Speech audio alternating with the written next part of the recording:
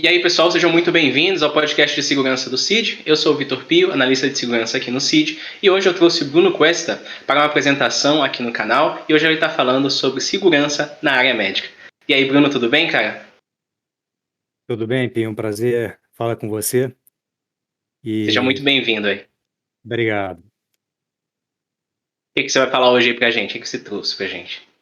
Bom, né, nesta oportunidade eu vou mostrar falhas em equipamentos médicos em relação à segurança, principalmente a segurança ofensiva do nosso ponto de vista, né? E temos um material bem interessante que pode ser bem útil, não só para quem trabalha com segurança, mas também quem trabalha em hospital, né? Gestores, diretores de hospitais podem estar interessados na informação. Então não é um material só restrito a pessoas da área de segurança, qualquer um que talvez tenha interesse na área pode estar acompanhando essa palestra aqui. Qualquer pessoa, inclusive pessoas que são leigas na área de segurança, mas também serve também para conhecer um pouco da nossa área, né, do nosso ponto de vista. E pessoal também da área defensiva também já trabalha com estas questões e podem estar interessadas. Então, beleza, então vamos lá. Então vamos Apresentação lá. aí, o espaço é todo seu. Obrigado. Então vamos lá. Estes são os tópicos que eu marquei para apresentar. Eu vou fazer uma pequena introdução de como que eu cheguei a para fazer essa apresentação. Algumas notícias que saíram em relação a invasões, né, de equipamentos médicos. Vou mostrar também alguns casos de invasão que ocorreram no exterior. Temos também a parte de infraestrutura do hospital, de como é que seria uma infraestrutura mostrando o servidor e os equipamentos médicos conectados a esse servidor. Vamos falar também um pouco do protocolo DICOM, que é o protocolo usado para comunicar, no caso, para comunicação entre servidor e os equipamentos médicos. O ponto principal na apresentação seria o servidor PACS, que é justamente o servidor que armazena as informações dos pacientes, né? Tanto os dados brutos do paciente, quanto as imagens, né? Seriam os exames. E eu vou mostrar um exemplo de servidor PACS, que é o Fortank. Fortank, que é um servidor open source, ele facilita para mostrar como é que seria uma invasão que eu vou mostrar no fim da apresentação. E as ferramentas de exploração que são usadas, basicamente, são scripts Python, que estão disponíveis para que qualquer um possa baixar e criar o seu script e fazer uma conexão com o servidor e obter os dados dos pacientes. E a surpresa seria, no final, justamente um exemplo, né, uma simulação de uma invasão a um servidor tanque, que ele é bem usado em hospitais. E, bom, a introdução seria, basicamente, as notícias que surgiram de alguns em relação à segurança em equipamentos médicos, eu estive dando uma olhada, e então eu fiz uma compilação do que apareceu e fiz uma análise dos pontos principais de falhas, né, de segurança, tanto na parte de equipamentos médicos, mas também quanto de rede. E a gente vai ver por quê. Algumas notícias que surgiram em relação a essas falhas, essa aqui é de 2019, que é falhas basicamente em bombas de infusão. E não necessariamente o atacante ele precisa estar em contato com a bomba de infusão para poder ter acesso. Ele pode fazer um acesso remoto, né? Então, pela rede mesmo, ele poderia ter acesso ao equipamento. Essa notícia que é de 2019. Tirando dessa notícia, eu fiz um destaque nessa citação de Helena Milosevic, que ela é enfermeira pediátrica, mas ela também é ativista de segurança da Holanda, né? Onde ela fala que a tendência de conectar dispositivos médicos à internet, ela está colocando em risco a vida dos pacientes, e que tanto os fabricantes quanto os hospitais eles devem ser responsabilizados pela segurança. Então, isso aqui é um outro muito importante, né?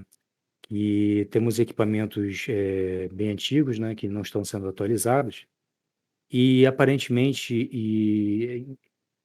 tanto os fabricantes quanto hospitais e clínicas não estão dando muita importância, né, a esse assunto. Tanto não estão dando importância que uma enfermeira pediatra ela se tornou ativista de segurança, né. Então isso aqui é Curioso, um no mínimo. ponto. Pois é bem curioso isso. E isso aqui foi falado, também em conferências da RSA Conference e da Black Hat. Isso aqui vem sendo falado desde 2011. Tem conferências da RSA de 2011, 2013, 2017, onde eles insistem nisso. Eles, inclusive, estão comunicando as falhas para os fabricantes e muitas vezes não é tomada nenhuma providência. Ô Bruno, deixa eu te fazer uma pergunta. Ela coloca aí que existe essa tendência agora de conectar dispositivos médicos à internet. São novos dispositivos, ou seja, que acabaram de ser lançados no mercado, que estão sendo colocados na internet, ou são dispositivos legado, dispositivos mais antigos? Então, na verdade, eles se referem, muito a equipamentos antigos, ou seja, sistema legal, coisa que não esteja sendo atualizada, né. Não Sim. só em equipamentos médicos, mas também sistema operacional, e que vai rodar o sistema que é para poder visualizar os exames, né. Mas isso aqui, acontece o seguinte, muitos equipamentos novos estão sendo, lançados e tem que ser feito também um teste de segurança em relação a esses equipamentos, principalmente agora que a gente está prestes a ter um 5G ou um 6G com muitos equipamentos conectados, que é o IoT. Então, eles dão ênfase em relação a equipamentos que não estão sendo atualizados, né. E além dessa notícia, também temos isso aqui, na verdade, seria um exemplo, né, da vulnerabilidade retirada dessa notícia, que ele fala de uma vulnerabilidade de um gateway, que permite que um invasor ele tenha acesso ao status de configuração do dispositivo. E então, esse aqui seria um exemplo que foi publicado no National Vulnerability Database. Esse aqui seria apenas um exemplo para que as pessoas possam ver, onde é que é publicadas as vulnerabilidades que são encontradas. Em 2021, surgiu essa notícia de que milhões de dispositivos conectados à internet estão vulneráveis. Então, ele fala justamente desse ponto que você havia citado, de que muitos equipamentos médicos conectados, oferecem um risco, mas também em relação à integração com os sistemas hospitalares. Então isso aí, então ele aumenta isso aqui aumenta a a possibilidade de ter alguma invasão, né. Então se reúne vulnerabilidade de equipamentos com o sistema operacional que está sendo usado e mais o sistema, do hospital, né, que é o sistema que gerencia estoque, recepção, laboratório, então ele integra tudo isso, né. Então ele fica conectado, também ao servidor. Aqui a gente vai ter alguns dois casos de invasão que eu dei como exemplo. Esse que aconteceu na Noruega, notícia de 2000 o caso aconteceu em 2018. Foram quase 3 milhões de pessoas com os seus dados comprometidos, que equivale à metade mais da metade da população da Noruega. E os pesquisadores identificaram que a vulnerabilidade teria vindo de um sistema legado. Então a gente vê que estavam usando o Windows XP, que hoje em dia ninguém mais usa o Windows XP. Não deveria usar, mas um hospital na Noruega estava usando isso em 2018. E o curioso é que o hospital, ele estava com uma política de segurança sendo implantada e visava justamente retirar esses sistemas legados, né, principalmente o Windows XP. Mas a invasão aconteceu antes de que eles pudessem colocar em prática o que eles tinham planejado.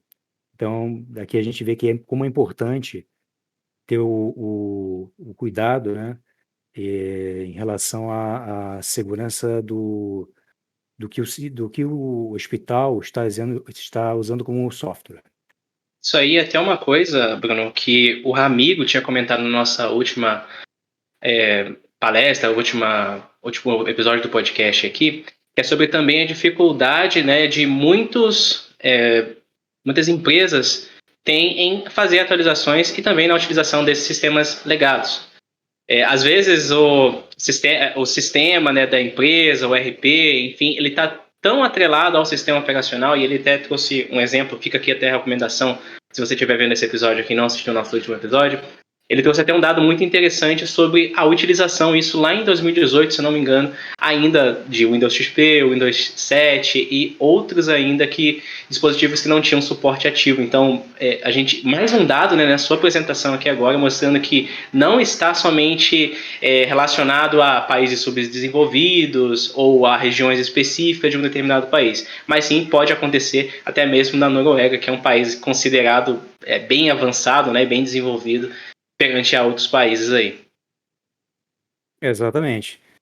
Se acontece na Noruega, então a gente pode imaginar, né, o que estaria acontecendo no nosso país, né, Sim, com em certeza. relação a essas falhas. Essa aqui também é uma outra notícia agora também de um país desenvolvido, Estados Unidos.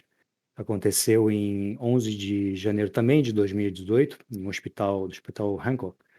Eles, nesse caso, foram atacados com ransomware. Ransomware, como todo mundo sabe, é justamente um software que vai criptografar os dados da vítima, exigindo uma recompensa, um pagamento, para que os dados possam ser descriptografados.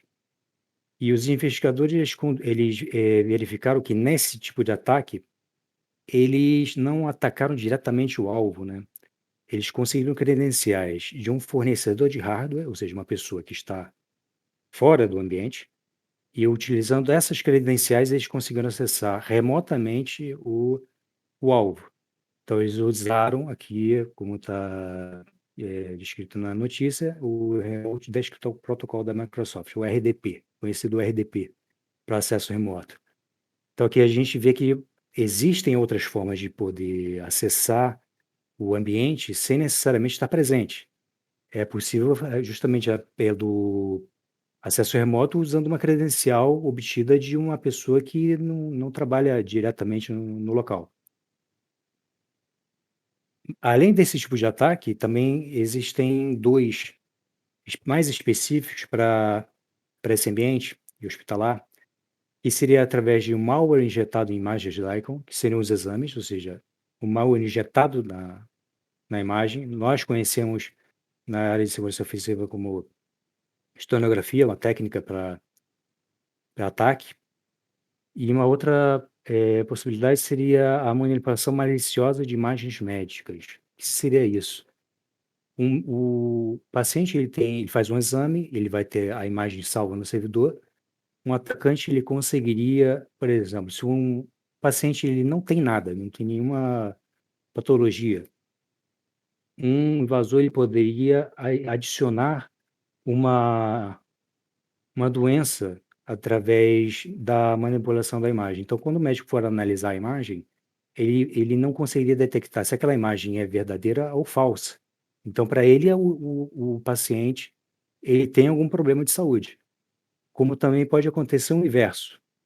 A imagem acusa que ele tem alguma coisa, o atacante ele pode alterar a imagem e remover o que seria a doença e o médico vai interpretar como que ele é saudável. Então, isso é muito grave, algo que não poderia acontecer. Mais para frente, a gente vai ver como é que isso poderia, através de que formas isso pode ser feito. E aqui a gente cai daquilo que a gente tinha falado antes. Por que os hospitais não atualizam os sistemas, né? Bom, basicamente, quando eles atualizam o sistema operacional, né, o firmware do equipamento, eles têm medo de que o equipamento pare de funcionar, né, ele fique inutilizável. Então, muitos pacientes vão ficar na fila de atendimento e o hospital, principalmente se ele tiver um equipamento disponível apenas para fazer aquele exame, vai ficar com o atendimento interrompido. Então, muitas vezes eles optam para não atualizar, não fazer os patches de segurança devido a isso. E a recomendação é justamente o contrário, né? A recomendação sempre é fazer as atualizações, aplicar as atualizações, né, os patches de segurança. Então, cabe ao gestor do hospital, né, ao diretor do hospital, verificar, tomar uma decisão, né? De atualizar ou não atualizar, né? Então, a recomendação é sempre atualizar, ver uma forma de que os exames dos pacientes eles sejam feitos da forma mais segura possível, que os dados estejam trafegando da melhor forma possível. Isso aqui vai ficar a critério realmente dos gestores de analisar, de instalar firewall, roteador, e principalmente segmentar a rede para que não fique todo mundo conectado na mesma rede, o que facilita, né, uma invasão. E aqui a gente vai falar um pouco também de infraestrutura hospitalar, né, de como é que seria a parte interna do hospital. Aqui a gente pode visualizar, são vários dispositivos médicos na parte superior, né. Temos a máquina de radiologia, de escaneio, né, de imagens e ultrassom. E embaixo a gente tem um PACS Web Portal, ou seja, o servidor disponibiliza, né, acesso via web, via protocolo HTTP, mas também é possível você acessar através de uma aplicação específica com a Wizard, que é um visualizador de imagens. Nesse caso, ele se comunica via protocolo DICOM, né? E o que é interessante é que a gente pode ver que todos os equipamentos, eles se comunicam via protocolo DICOM, né? Que é um protocolo de comunicação específico para isso. E no meio a gente tem o PAC Server, que é o nosso, sempre é o objetivo de quem trabalha com a área de segurança ofensiva. E embaixo nós temos também seriam os Zirix Workstations, também faz a mesma função para poder visualizar os exames, né?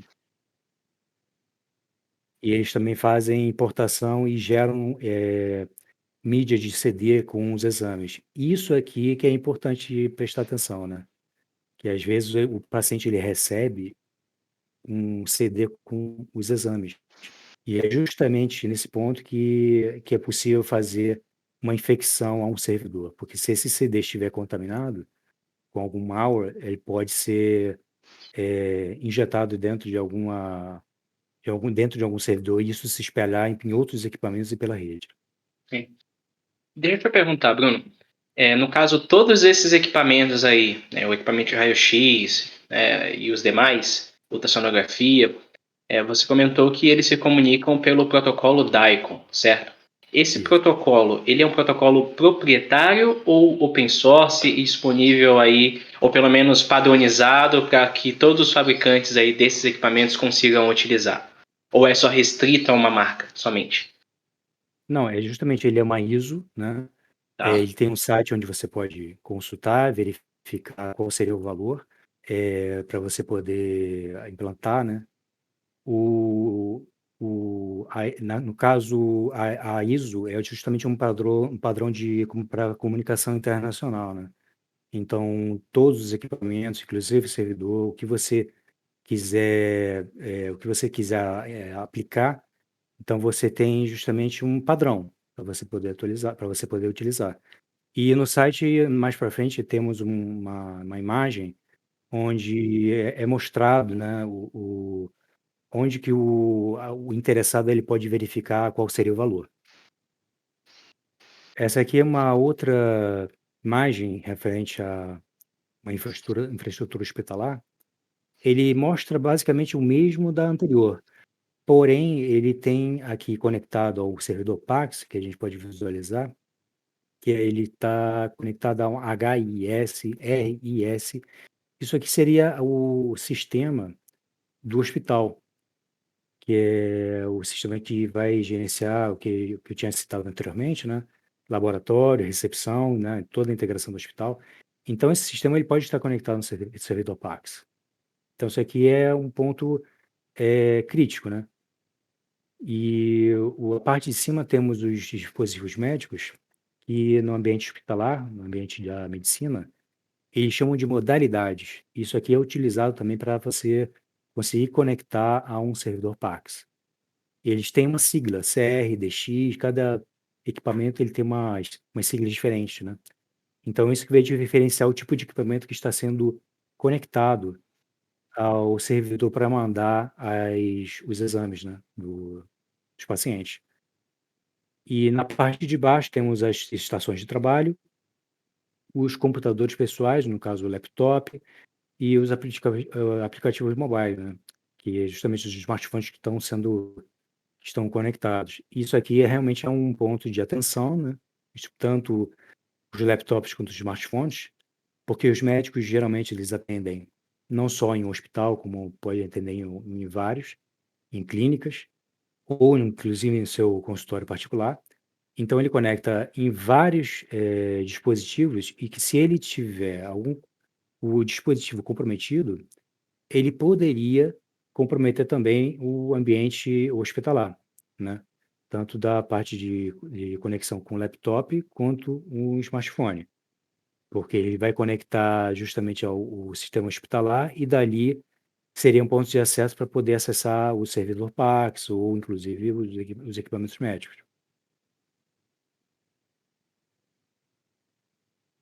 E aqui nas ferramentas utilizadas são justamente aquelas siglas que a gente tinha visto na imagem anterior, que é o sistema, hospitalar, né, atendendo pelas siglas HIS, tem a RIS, que seria o sistema de informações radiológicas, os registros médicos eletrônicos. Então são vários sistemas que o hospital usa para poder, fazer essa integração com o servidor PACS.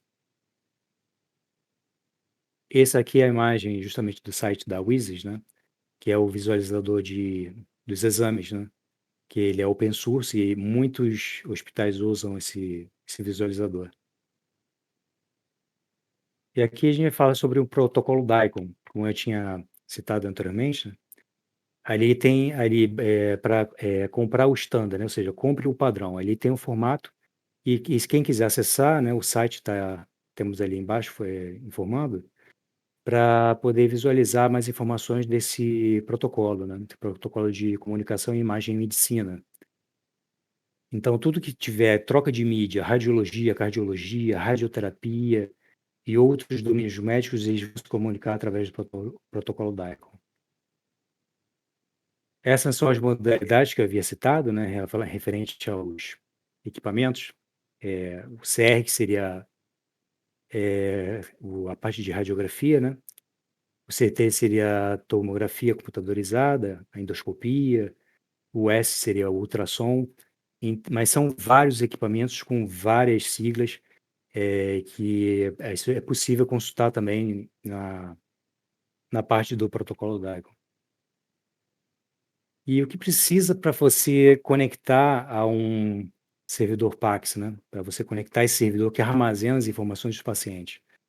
São basicamente 3 dados que você precisa, o endereço IP da máquina, ele geralmente pode estar conectado na porta 104, mas pode ser na porta 11.112 ou também na 4242. E também é necessário de um nome do AE, né, o iTitle. O AE seria Application Entities, seriam os dispositivos ou softwares que executam o DICOM. Então, seriam justamente que todos aqueles equipamentos que estão conectados, eles têm o nome de AE, o Entity Application. Esses dados básicos para comunicação, eles são para comunicação entre o usuário e o servidor PACS ou entre dispositivo e servidor PACS? Entre também dispositivo e servidor PACS, no caso, se eu fizer um script para fazer uma conexão a esse servidor PACS, eu vou ter que usar um protocolo DICOM, ou seja, vou usar o Sim. protocolo DICOM, né? E vou usar, no caso, eu usei libs Python, né? Bibliotecas Python específicas para isso, para poder me comunicar através do protocolo DICOM com o servidor. Mas os dispositivos eles se comunicam no protocolo DICOM, todos os dispositivos para poder enviar, né, os exames para o servidor. E depois também tem um sistema que vai consumir, né, ou seja, o sistema que vai visualizar esses exames, né, eles também se comunicam através do protocolo DICOM. E para a gente ter uma noção, né, do que tem exposto no mundo em relação aos dispositivos médicos, né, porque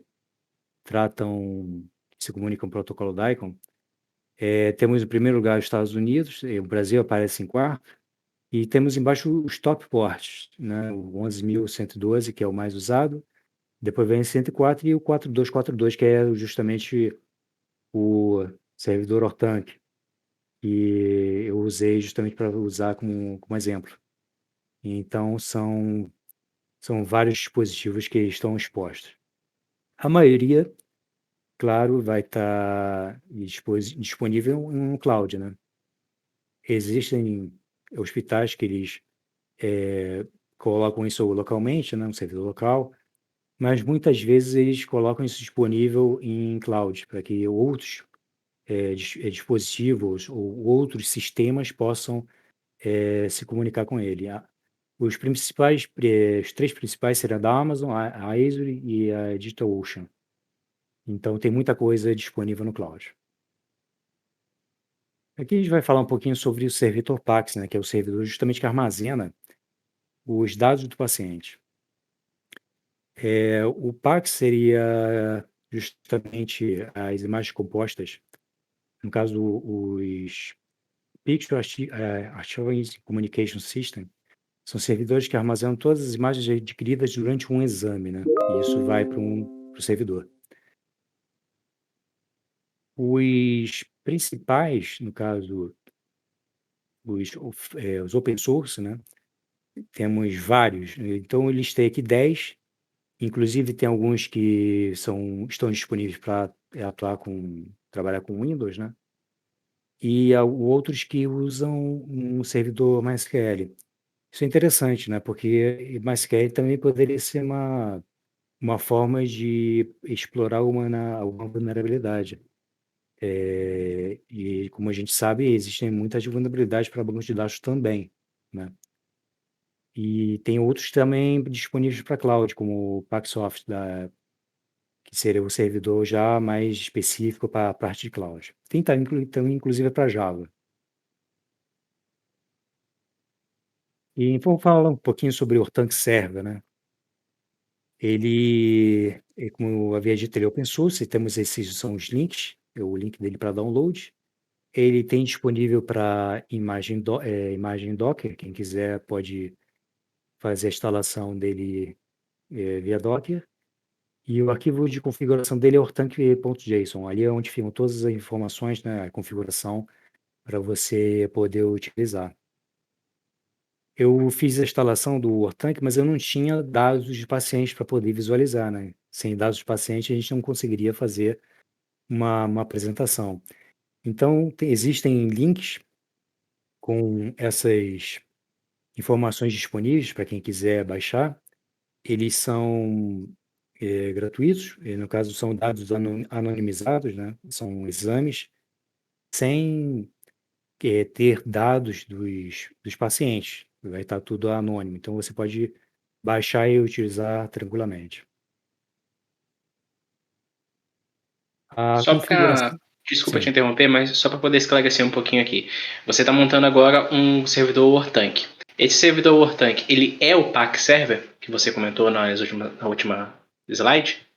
sim, exatamente. Ele é o Park Server.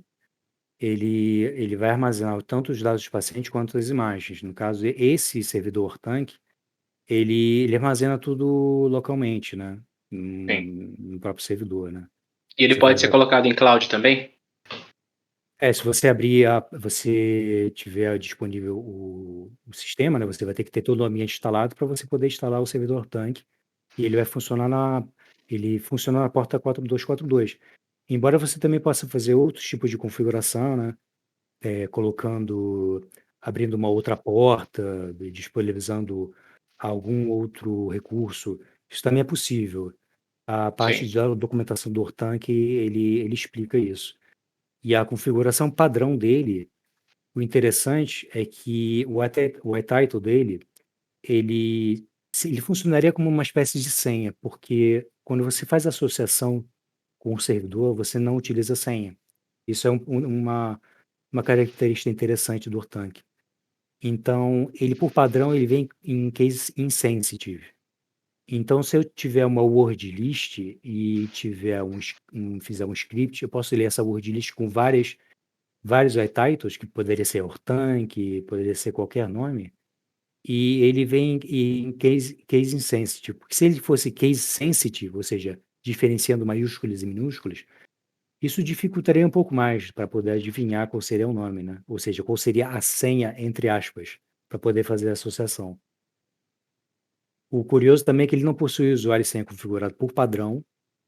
Então, eu configurei aqui no meu tanque de exemplo, eu configurei um usuário e senha e detectei que o tráfego que é feito entre o meu script e o servidor, ele não é criptografado. Ele não usa TLS, não usa nenhum tipo de criptografia. Isso que é interessante. Então ele deixa isso por conta de quem está usando, né, o sistema, de quem está implementando, quem está implantando a solução no hospital ou clínica. Isso fica por conta do usuário. Então, isso aqui também é um ponto de vulnerabilidade. Os dados não deveriam trafegar sem criptografia. Esse aqui é um exemplo do arquivo de configuração que eu extraí. Ali a gente pode ver que justamente ele não faz a comparação através do case insensitive, né? O title vem dele por padrão, ele vem como false. O usuário e senha, ele não vem configurado, então eu configurei. Vem dessa forma, é um dicionário onde você pode adicionar vários usuários e senhas.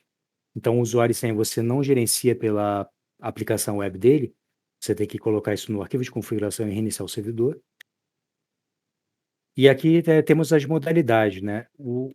Justamente o que eu havia citado, né, para poder fazer a associação ao servidor, é esse o nome onde você vai, é nessa seção onde você vai colocar o nome para poder se comunicar. Eu deixei por padrão, que é o Story SCP, mas o usuário pode colocar o que ele quiser, ele pode alterar a porta. Essa aqui é a imagem de login do Ortank.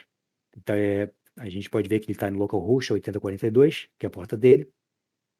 Coloquei o admin e a senha. Quando eu acesso, eu visualizo essa imagem, seria o dashboard dele, né? Na parte superior temos o lookup, porque é para pesquisar os usuários. Tem a parte de plugins, que seriam plugins em Python, para você poder expandir as funcionalidades dele. À direita temos o upload, onde você faz o upload dos dados do paciente com as imagens. É um arquivo zip, então você vai upar arquivo zip e ele vai descompactar isso lá dentro dele, dentro do servidor, e depois você vai visualizar clicando nesses botões embaixo, onde temos todos os pacientes, todos os estudos, que serão os exames, né? E na parte da direita também, a superior, temos a Query Retrieve, que é para fazer consultas. Quando você clica em todos os pacientes, você visualiza isto.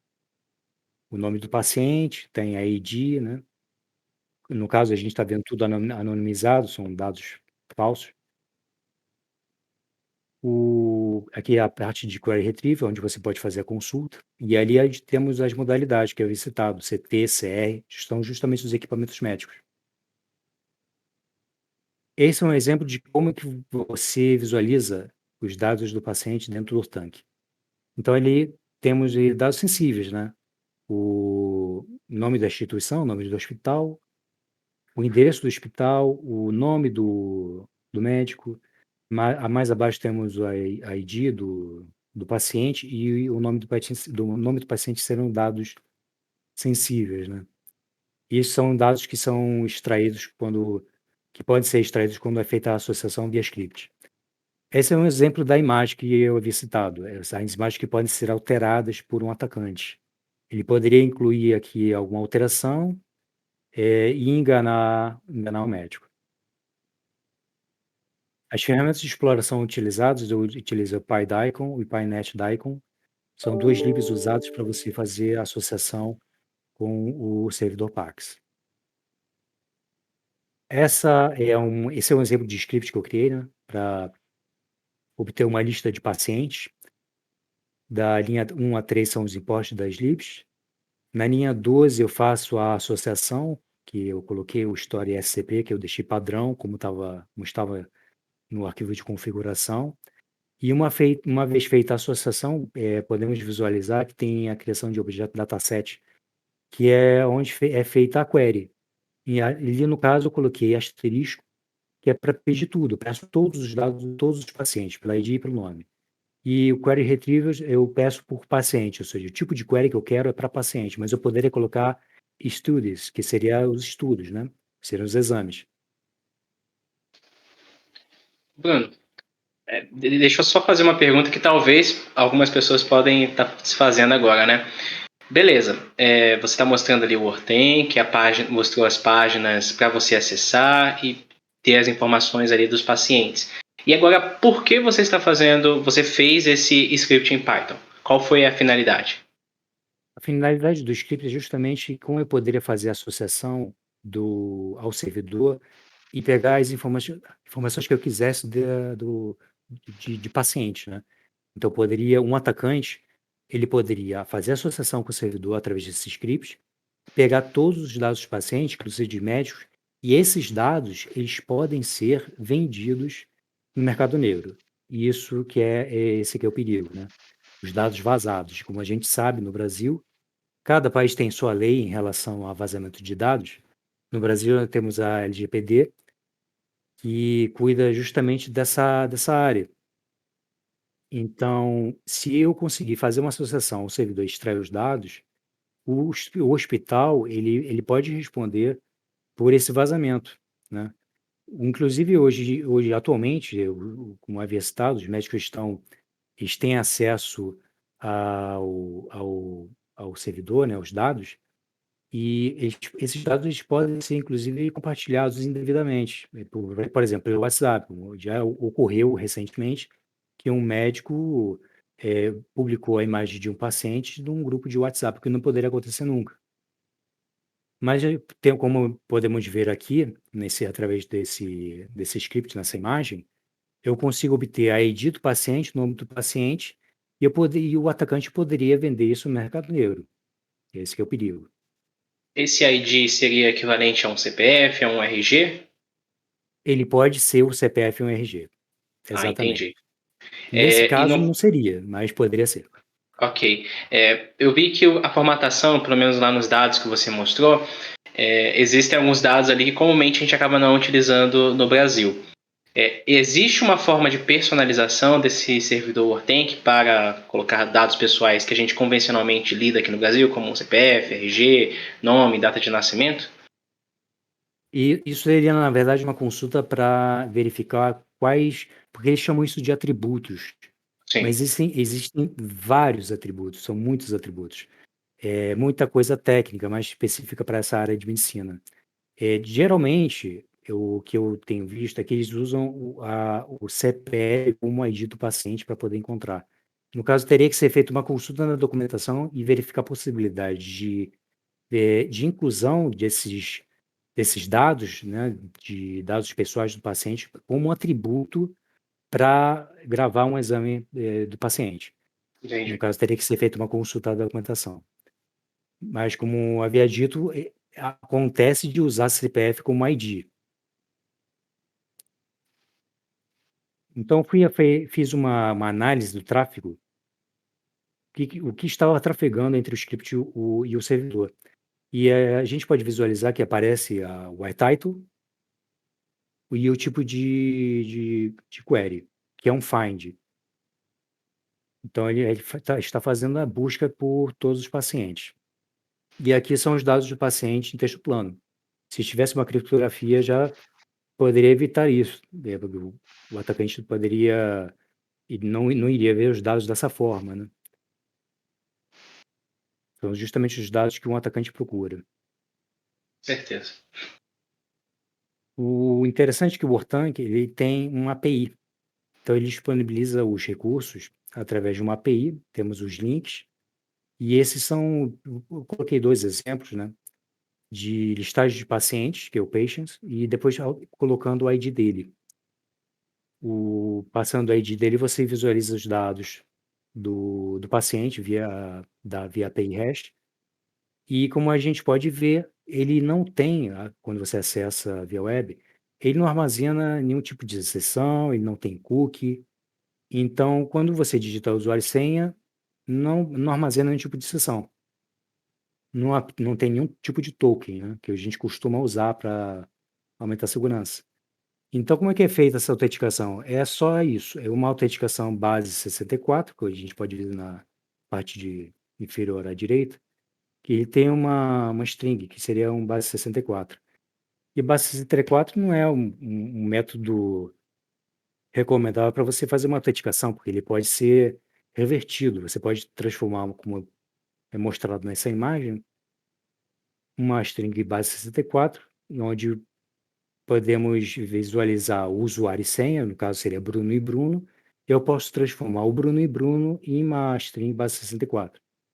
Então aí o Tank utiliza isso como autenticação, o que não é recomendado.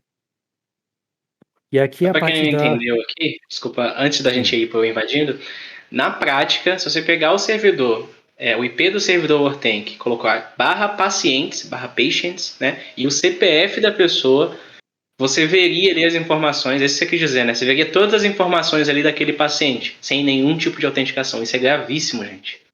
Isso é muito grave.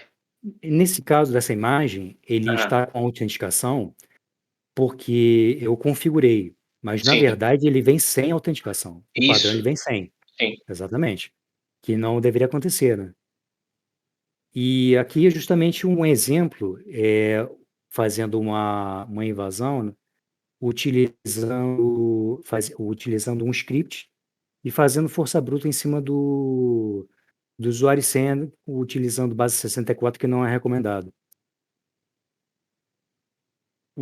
Essas são algumas observações que eu coloquei, é que, primeiro, que ele utiliza a base 64 como autenticação.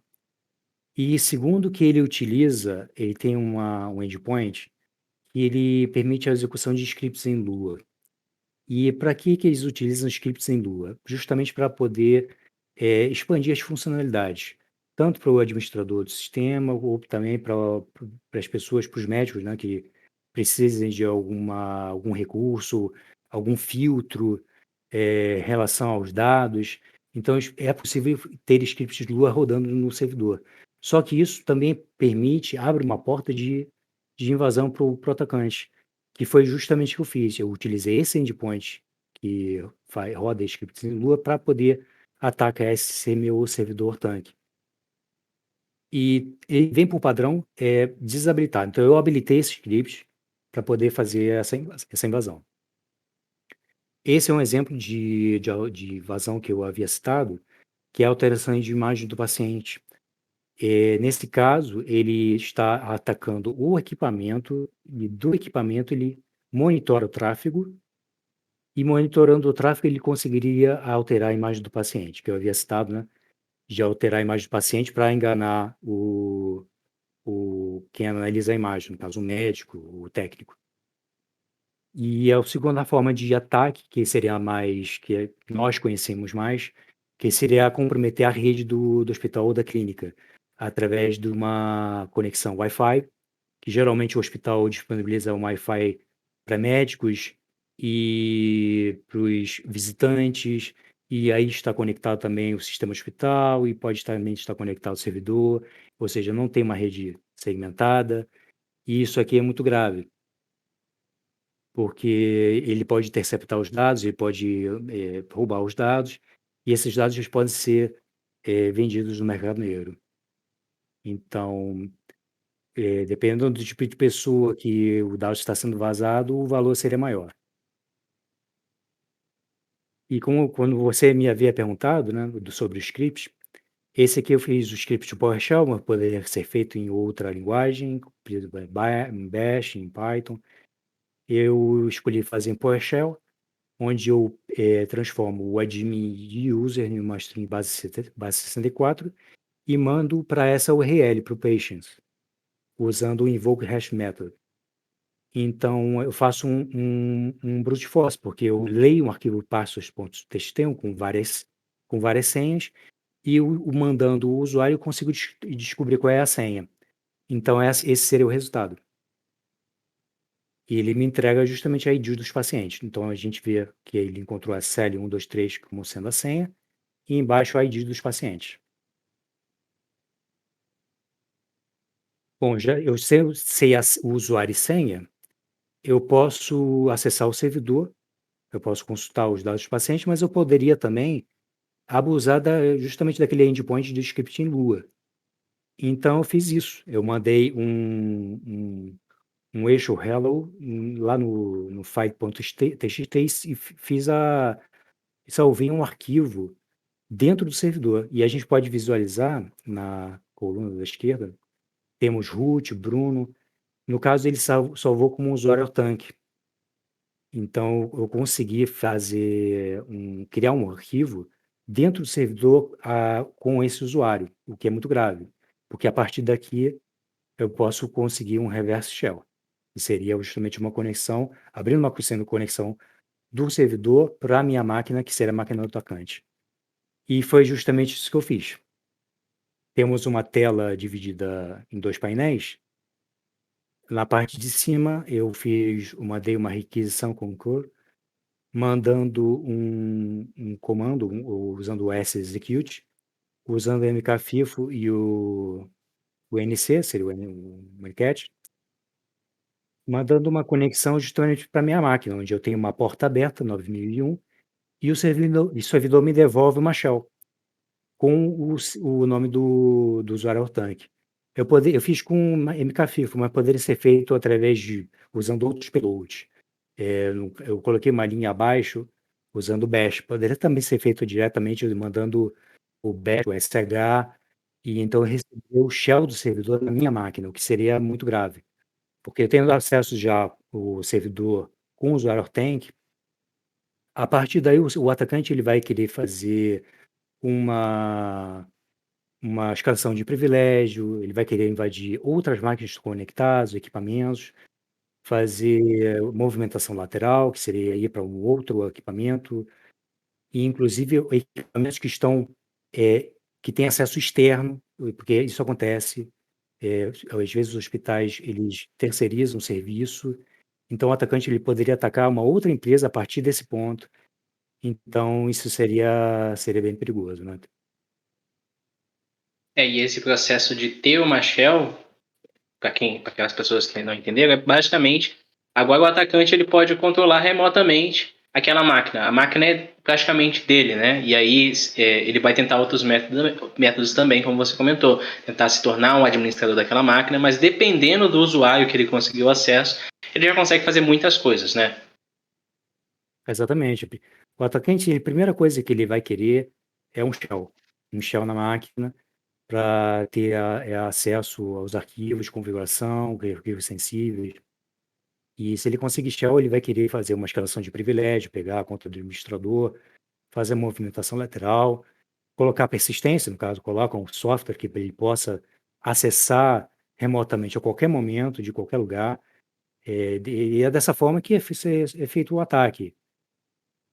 Inclusive, comprometendo credenciais de pessoas que não estão, trabalhando no local, mas podem que tenham acesso remoto, como a gente tinha visto na notícia, né. E o alerta que eu deixo é justamente que a área de saúde que não era objeto dos hackers, ele passa a ser. Isso foi informado pelo presidente da Sociedade Brasileira de Informática em Saúde. Já que muita gente pensa que os dados dos hospitais não têm valor porque não tem cartão de crédito armazenado. Não deveria ter cartão de crédito e normalmente não tem cartão de crédito armazenado. Mas, ao contrário do que as pessoas pensam, eles têm sim valor, porque eles são revendidos no mercado paralelo, na Deep Web. E o valor ele é estimado de acordo com a quantidade de registros oferecidos ou da qualidade de informação. Ou seja, os dados por exemplo, de um presidente, ele pode valer 10 vezes, mais do que dados de 10.000 pessoas. Então, o que o atacante ele poderia pensar? Atacar um hospital, por exemplo, particular, renomado, onde ele tenha pacientes com boas condições financeiras, por exemplo, presidente ou políticos, celebridades, pessoas que tenham empresários, pessoas que tenham, alto poder de recursos, né. Então essas pessoas elas podem vir a ser alvo, porque os dados dessas pessoas, elas valem muito no mercado paralelo. Então não é só cartão de crédito que os atacantes procuram, eles procuram também dados, que aparentemente são simples, né, dados de pacientes de um hospital. Então, o hospital realmente ele vai ter que prestar muita atenção na parte de segurança, de rede e de aplicar patch de segurança nos equipamentos e no servidor. E o que você achou dessas notícias, Pio? Eu tô aqui refletindo, cara. Apesar da gente não ter como, não ter uma data de expiração ainda para os dados pessoais ou os dados médicos, ainda assim como os cartões de crédito, eles podem ser atualizados ao longo do tempo, né? Então, se a pessoa ela inicia um tratamento médico e tem uma parte desse tratamento vazado, essas informações elas podem ser usadas, né, no futuro contra a imagem da pessoa, como você mesmo comentou aí, né, principalmente em pessoas assim que têm um certo interesse público, né, tem uma imagem pública, enfim, são mais expostas na mídia. E cara, traz muita reflexão sobre onde nós temos feito, né, as nossas consultas regulares, né, como que tem sido talvez a abordagem de segurança, talvez de clínicas, hospitais, se essas pessoas estão realmente preocupadas com segurança, se não é uma coisa que, sei lá, tem sido visto como um gasto, né? Outra coisa que me trouxe bastante a reflexão foi a questão de uma enfermeira, né? Você mesmo comentou, ela se tornar uma ativista de segurança pela falta, talvez, de engajamento das pessoas que deveriam estar engajadas lá na realidade dela, no hospital dela, né? Enfim, na comunidade dela. Então, isso é uma coisa que faz a gente pensar pelo menos duas vezes e talvez aí para algumas pessoas vai ser também, eu não sei como, mas um fator aí de decisão provavelmente para a escolha, né, de hospitais, clínicas, imagino eu. Exatamente. Por isso que é muito importante ter uma política de segurança em que inclua o pentesting, para testar a Sim, segurança do hospital e da clínica, que muitas vezes já não fazem o que deveria, que seria a atualização de segurança do sistema. Mas também seria necessário fazer o teste de invasão com um profissional qualificado, com uma empresa qualificada, e testar se realmente os dados dos pacientes estão seguros. sim. E eu até estendo aqui, né, não só talvez a clínica ou hospital, mas talvez até aquela pessoa, aquela organização que cria produtos para essa categoria, né, para esse negócio. Talvez um vendedor de ERP, um criador de uma software house, que seja, mas para realmente testar se o software que ele está comercializando com hospitais, com clínicas, está chegando lá na ponta, né, com um nível pelo menos aceitável aí de segurança, fazendo uma revisão, um pentest, né, um assessment nesse software. Eu acho que isso é muito importante e, querendo ou não, eu acho que traz essa responsabilidade não só para nós, hospitais, mas todos os envolvidos têm uma certa responsabilidade na segurança também dos dados, né, que é uma coisa muito importante. E, cara, ótima apresentação. Eu realmente fiquei aqui bem reflexivo. Muito bom. Eu agradeço, Pio. E então, eu estou à disposição para uma próxima oportunidade. Fica à Agradeço. vontade. E, gente, se você tem dúvidas, talvez, sobre essa apresentação aqui, a gente é super acessível. Vou estar deixando aqui os contatos nossos aqui na descrição. Você também pode deixar a sua pergunta aqui nos comentários, pode entrar em contato pelo LinkedIn. A gente vai estar deixando aqui o do Bruno e o meu. E, cara, eu acho que dependendo agora dessas informações aqui, eu acho que todas as pessoas estão munidas, né? Não só para observar, mas agora agir, né, ativamente e tentar trazer aí mais segurança aos servidores, à área médica de modo geral, né? Bruno, eu agradeço, cara, a sua apresentação mais uma vez. Quer deixar uma última mensagem aí pro pessoal? Bom, a mensagem é justamente ter atenção na parte de segurança, que o atacante ele sempre vai querer um shell no servidor, na máquina que ele está explorando, para causar dano, obter vantagem financeira. Então, ficar atento às notícias e se manter sempre atualizado.